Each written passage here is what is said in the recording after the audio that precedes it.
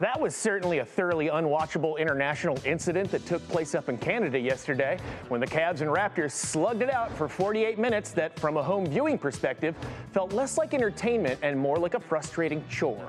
In a game where both teams fought valiantly to score fewer points than the other, the Cavs prevailed by losing, failing to show up for their second straight playoff game against the less talented Raptors, who persevered to take Game 4 of the series. All of the standard Cavs playoff bugaboos were on full display yesterday. A glaring lack of toughness, poor rebounding, the virtual disappearance of our stars at the most crucial moments, and a persistent refusal to close out a tight, infuriatingly winnable game. Now, is all hope lost? Of course not. Just because it feels that way doesn't make it true. The Cavs now return to Cleveland for Game 5 where, as you may recall, they dominated the Raptors in their first two meetings before catching whatever Canadian stink flu overtook them prior to Game 3.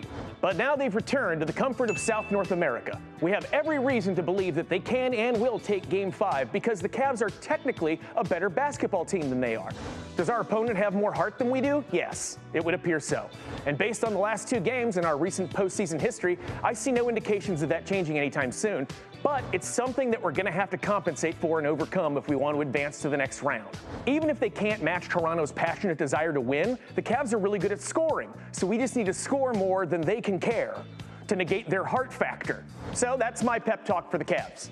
It might seem a bit odd because almost every classic sports movie pep talk involves someone trying to inspire an inferior team to overcome their logistical disadvantage by making up for it with teamwork and grit.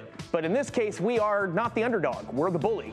We're the higher seed and still the favorite to win this series if we can just manage to get out of our own way and do it. The dark cloud hanging over all of this is the perception that the Cavs are a great regular season team that chokes in the playoffs. But narratives can change, even long-established haunting narratives like the Cavs can't win the postseason or the Browns will never learn how to draft. But wait, is that true?